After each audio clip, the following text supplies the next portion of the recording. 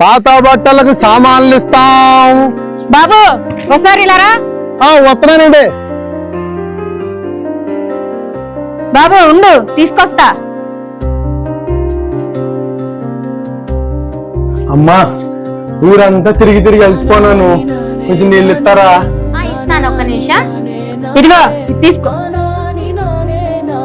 అమ్మా, దీనికేమొస్తాయమ్మా?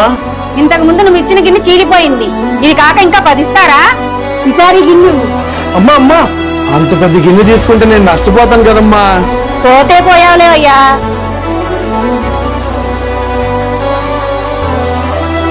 ఇక నా ప్యాంట్ ఉండాలిగా, ఏది? పాత బట్టలోడు వస్తే ఆ ప్యాంట్ వేసి పెద్ద గిన్నె తీసుకున్నాను రా.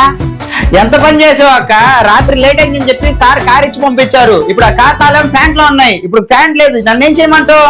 అక్క, నేను అతను ఎక్కడున్నాడో వెళ్ళి చూసేసి వస్తాను.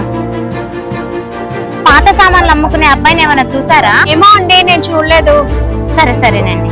చాలా చోట్ల వెతికాను, ఎక్కడా కనబడలేదు. అమ్మా, ఇందాక మీరు వేసిన ప్యాంట్లో ఈ తాళాలు ఉన్నాయమ్మా, అవి మీకు ఇచ్చి వెళ్దామని వచ్చాను.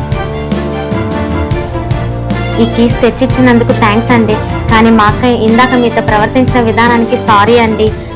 కనీసం ఆ గిన్నె డబ్బులైనా తీసుకోండి. థ్యాంక్స్ అండి.